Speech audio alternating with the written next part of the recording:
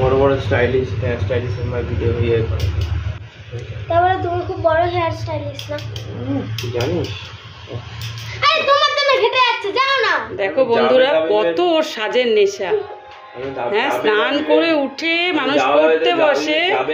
ঠিক আছে, তোর এক্সাম শেষ, পাবে ধাবি, তোর এখনো বই দেয়নি, স্কুল থেকে কোনো কপি দেয়নি, তুই বাড়িতে এমনি প্র্যাকটিস কর, ইংলিশগুলো পড়, ম্যাথটা কর, টেবিল কর, এগুলো কিচ্ছু পড়ছে না। ওর খালি ঘুম থেকে উঠেই মানে টিফিনটা করলো কি ব্যাস, এবারও সাজগুজ স্টার্ট। স্নানটা করলো, করে এসে সাজ দেখো। হাসছিস? লজ্জা করে না তোর?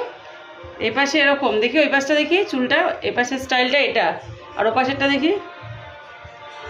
দেখো, তোমরাই দেখো,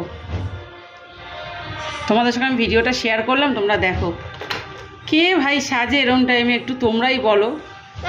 কোনো কিছু নেই, কোনো অকেশান নেই, কিচ্ছু নেই, নর্মালি এরকম কে পাগলের মতো সারাক্ষণ সাজতে থাকে? আমি তো ভাই অবাক হয়ে যাই দেখে এগুলো।